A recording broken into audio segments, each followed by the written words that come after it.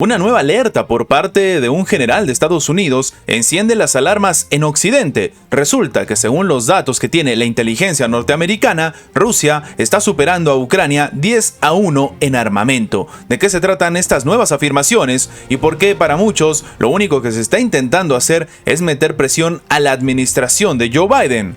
Vamos a comentarlo.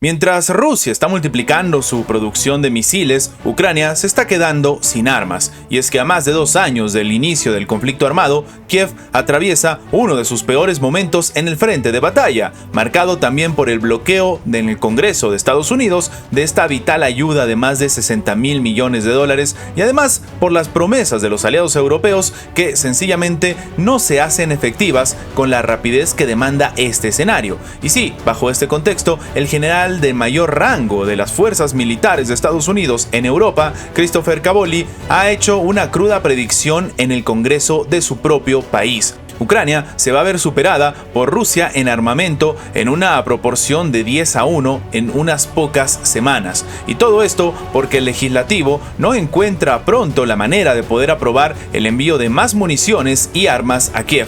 Esto de acuerdo con un reporte también de la agencia AP. De hecho, en la actualidad, Ucrania raciona sus municiones mientras que el Congreso de Estados Unidos demora para la aprobación del paquete de $60.000 millones que fue presentado por el presidente Joe Biden en el último trimestre del año pasado. Inicialmente, los republicanos de la Cámara de Representantes se negaban a dar luz verde en la ayuda porque exigían a Biden adoptar primero medidas concretas para frenar, por ejemplo, la migración en la frontera en México. Cuando se dio un acuerdo entre los delegados del propio Congreso y también del gobierno y representantes republicanos en este segundo tema, los legisladores volvieron a votar en contra del paquete para Ucrania. Es decir, a pesar de que se había conversado, sencillamente se ha generado un bloqueo. La agencia AP ha sostenido que el presidente de la Cámara de Representantes, el republicano Mike Johnson, está tratando de encontrar la forma de aprobar el paquete y presentarlo ante el Pleno de la Cámara Baja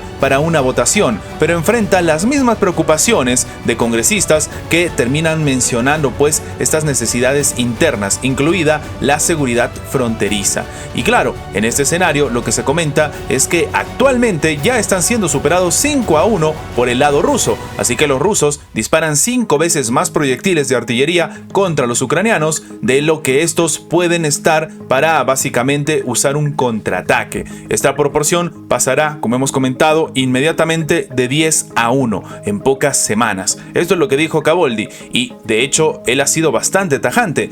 No se están hablando de meses, se están hablando de días. Y claro, lo que llama la atención es que el propio general Caboli ha sostenido que el envío de proyectiles de artillería de 155 milímetros por parte de Estados Unidos ha sido una ayuda vital durante el conflicto y que, según él dice, es básicamente en el campo de batalla en el cual la artillería ha sentido el peso. Lo es en la mayoría de los conflictos, todo se ha dicho, pero en este definitivamente ha sido así. Y si a Ucrania se le agotan, será básicamente porque los están dejando desabastecidos, porque, según él mismo comenta, están suministrando la mayor parte de ellos a través de Estados Unidos. Pero es que como la ayuda no está llegando, Ucrania sencillamente se está quedando sin municiones. Y claro, en contraste a esto, pese a las sanciones internacionales impuestas al inicio de la guerra, la producción de misiles por parte de Rusia se ha multiplicado y puede lanzar ataques a gran escala cada pocos días, con una cada vez menor resistencia de los sistemas de defensa ucranianos. De hecho, algunos han ido un poco más allá y han dicho que sencillamente Rusia está gobernando en los cielos ucranianos sin ningún tipo de resistencia. El secretario de Estado de Estados Unidos, Antony Blinken, le ha pedido al ministro de Exteriores de China y a sus otros homólogos que utilicen su influencia para disuadir a Irán de atacar a Israel. Esto informado el jueves el Departamento de Estado. Blinken, de hecho, ha hablado por teléfono con sus homólogos de China, Turquía, Arabia Saudita y de toda la Unión Europea para poder dejar claro que la escalada militar no beneficia a nadie y que los países deberían instar a Irán a no hacerla crecer. Llama la atención porque esto no se ha aplicado realmente para Israel.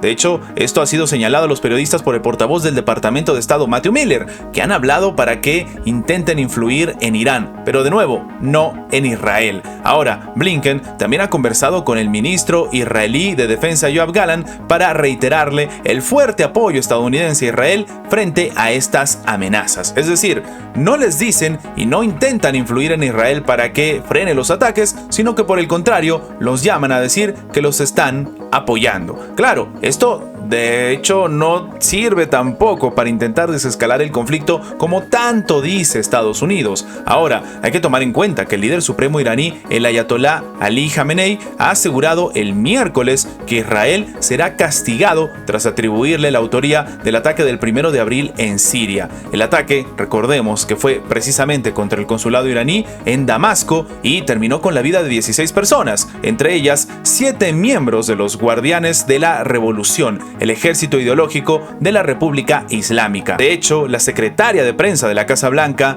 Karine Jean-Pierre, ha dicho este jueves que Estados Unidos ha advertido a Irán por sus amenazas contra Israel. El presidente Joe Biden ha reiterado el miércoles que el apoyo de Estados Unidos a Israel era férreo, a pesar de que ha criticado recientemente al primer ministro Benjamin Netanyahu por la forma en la que está conduciendo la guerra en Gaza. Estados Unidos ha hecho reiterados llamados públicos para que China haga más ante la crisis en Oriente Medio, como por ejemplo presionar a Irán, que apoya al grupo islamista palestino Hamas. Pekín a su vez ha criticado a Estados Unidos por actuar con parcialidad ante Israel. Claro, la crítica es obvia y bastante sencilla, y también hay que tomar en cuenta algo: Estados Unidos es el que está en medio del conflicto, China no. Y claro, si tomamos en cuenta que estamos en una carrera hegemónica entre Estados Unidos y China, a la administración china le conviene enormemente que Estados Unidos gaste sus recursos en conflictos armados y claro, supuestos escenarios a futuro, como por ejemplo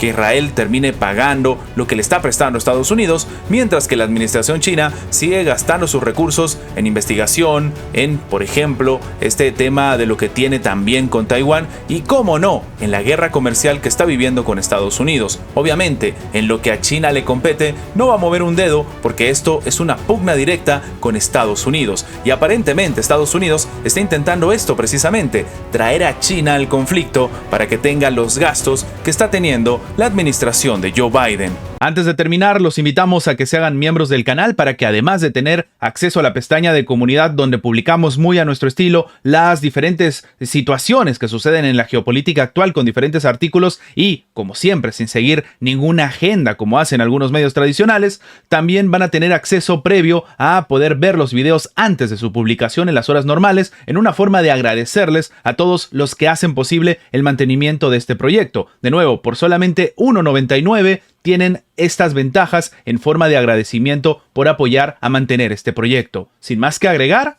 nos vemos en la próxima.